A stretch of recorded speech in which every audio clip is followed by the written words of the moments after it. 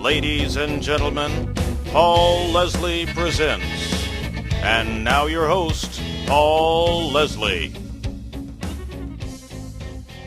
Ladies and gentlemen, it is my pleasure to welcome our special guest, Dr. John McGrail. Thank you so much for joining us. Thank you, Paul, for having me. It's a delight. I really appreciate it. Who is Dr. John McGrail? Well, that's a big question. Professionally, which is what we're really talking about today, I am a clinical hypnotherapist. That's my official title. But really, I'm more known as a personal success coach. I help people bring change and transformation into their lives in my clinical practice and also through my seminars and workshops and, of course, my new book. I've had a wonderful life, and I've had several careers, and this one is by far the most rewarding. So I'm just a normal guy like everybody else, but I've figured out a way to help people create the life they want rather than the life they feel they're stuck with. And that's been my biggest contribution. So I guess that's who I am. Dr. John McGrail joins us to talk about his book, The Synthesis Effect. What does that mean, synthesis effect? Well, the synthesis effect is the effect of creating the life you want. Synthesis is the term I give to my process. We all have stuff. We all have issues, whether they are emotional patterns, lack of self-confidence or self-esteem, or habits that we don't want to have, fears, phobias, limiting beliefs, like I don't deserve happiness, I'm not good enough, I'm not this enough, I'm not that enough. We all have our stuff. And synthesis is a process that I developed over the course of many years working in my clinical practice, which brings together techniques and traditions and methods, both modern and ancient, into sort of a recipe, a synthesis, if you will, to help people create change, to create the life they want, to get over their habits and limiting beliefs and fears and phobias, both quickly and profoundly. So the effect is living the life you want rather than living the life you thought you were stuck with. Synthesis is the process that I use to help make that happen, and that's what the book's about. What inspired you to write this book, The Synthesis Effect? In essence, what inspired me was my clients. As I developed this process over a course of about 10 years or so, and as I saw more and more of my clients, and we're talking literally thousands of people, change very quickly and profoundly, I had so many clients say, Dr. John, I cannot believe how fast and how quickly I'm feeling better about myself and how much more powerful I feel. You got to write a book about this stuff. It's really amazing. And I had enough people say that to me that I finally said, okay, well, maybe I ought to write a book about it. And that's really what was the inspiration behind it, a chance to bring my process and to help many more people empower their lives than I can reach either one-on-one in clinics or even in my seminars or workshops and even on my TV shows and radio shows that I do.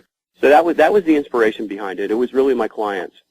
People have this expression when things go wrong, they say, well, that's life. But one of the things you say most in this book is life is supposed to be fun. How did you arrive on that principle?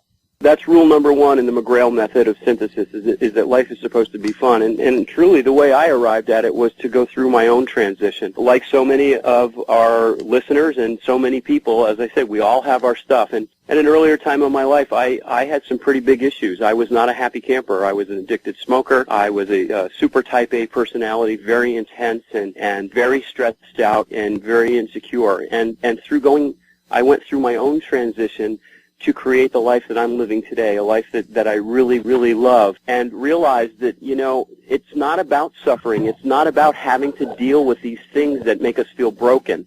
Life is supposed to be fun. So what that means is not an endless series of hedonistic experiences and parties. What it means is that when you wake up in the morning, you're excited about the day. You like the choices you're making. You like what you're doing for a living. You've chosen a career and found your way into a job that utilizes your talents and abilities and makes you feel like you're contributing. You like the people that you're associating with. And when all of that comes together, and it's a lot easier than most people think it is, life becomes very enjoyable. And so that's where life is supposed to be fun came from my own process, and now, of course, helping thousands of others create that same process. Our special guest is Dr. John McGrail. You write in The Synthesis Effect about the fact that we live in an age of instant everything, and we're increasingly trapped in a virtual world. Do you think that this has led to disconnect and unhappiness in people? I really do. I think that's one of the biggest problems in our society today. I mean, let's look at the election that we just went through. You know, if you look at a picture of the country, and our commentators say it over and over again, you know, we're like two countries now. We are divided. By nature, human beings are a social tribal species, and over the course of modern society developing, we've lost that. We have become isolated. We no longer work in community with one another, which is completely antithetical to how the ancient cultures say our Native Americans lived, whereby individuals were nurtured and developed to take best advantage of their natural talents, whatever they were. And so they would use their natural talents. Say you were a hunter or a fisher person or you were a weaver, and they would use those and feel good about it because they were doing something they were good at, but their efforts were then devoted to the greater good, the tribe. And we've gotten away from that. Now it's about be number one, beat everybody. And of course with technology, everyone is so connected to their cell phones and their iPads and whatnot that they're not even aware of what's going on anymore. So I do believe that it is, while technology is miraculous and it's a powerful, marvelous tool, we are out of balance and we are isolated and disconnected, and that's a major source of a lot of the stress that we're seeing today, and anxiety, which I see a lot of. One of the most interesting things in the book, The Synthesis Effect, is there's a story in there about a patient named Stacy, and she reports feeling broken. And there have been times in my life where I felt that feeling of being broken. How do our behaviors and emotional habits become so ingrained?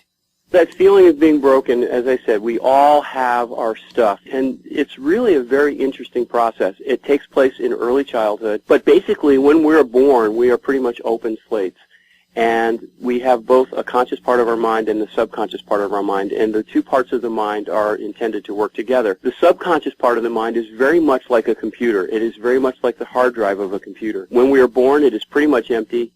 And in order to create a human being, it has to be programmed. We have to have a database. And so the earliest experiences in our lives are registered and recorded in the subconscious. And with repetition and what we would call reinforcement, over and over and over again, if we experience the same patterns, the same inputs, they become hardwired into our brains. And once they're hardwired, they're automatic. And that's how these negative habits, limiting beliefs, lack of self-confidence and self-esteem are formed. And once they're formed, these programs, if you will continue to play over and over and over again unless you change the software. And really the process of synthesis is about helping people do that. It's sort of unlearning the patterns, the emotional patterns, the limiting beliefs, whatever it is that's holding you back, and then relearning the ones you would prefer to have, and again with some reinforcement in this process, which is very powerful and very effective. Pretty soon you're living a new life, and your behaviors have changed, your attitudes have changed, and again we get to rule number one, life becomes fun. You don't feel broken anymore. Right. A lot of people might be familiar with the concept of hypnosis, but what about hypnotherapy? What can hypnotherapy do for people? Well, first of all, hypnosis is really grossly misunderstood in our society, I think, based on my experience. Hypnosis is a natural state of consciousness that every normal human brain experiences every day. So it's nothing that we don't already do. Anytime you watch a movie or a television show and you're feeling emotion and you're hooked into the show, or reading a good book and you're feeling emotions and you can't wait to see what happens to Harry Potter or whomever, or you're daydreaming on the freeway or just daydreaming in person, you are, in fact, in what we call hypnotic trance. Now, hypnotherapy is simply using that state of consciousness that we call hypnosis, which creates a very open and very receptive state of mind, sort of a learning state, if you will.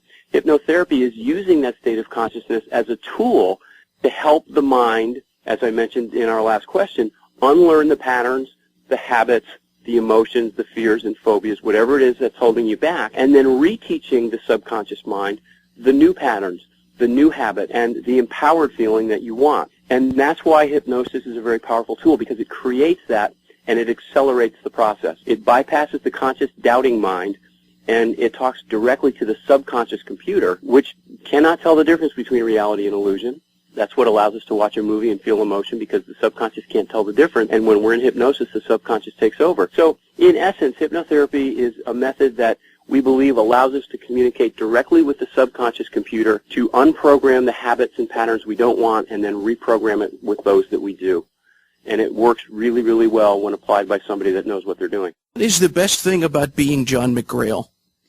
The best thing about being John McGrail, I guess, Paul, is that I have learned to live my life in a way that is very enjoyable and inspirational, and I have the opportunity, which I am both humbled and honored to have, to help thousands of people, and now with my book and my television and radio appearances and seminars, maybe millions of people create a life of happiness, abundance, and a life that is fun, if you will. So if I have a small part in contributing to helping our society heal itself and come back together and reestablish that sense of community that is so important, so that we're working together rather than in isolation. That's really the best part of being me. I love my life and I love what I do, and I don't think you can ask for more than that. Our special guest has been Dr. John McGrail. His book is The Synthesis Effect. My last question is open-ended. What do you want to say to anyone who hears this interview?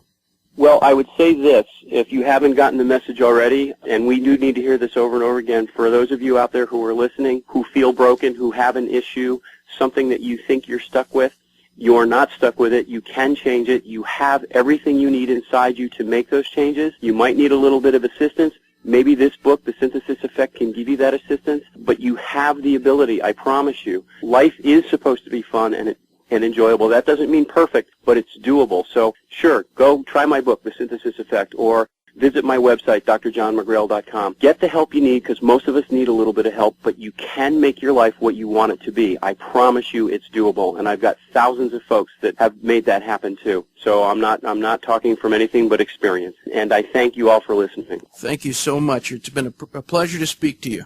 And you, Paul, thank you very much. Have a great day and a great week.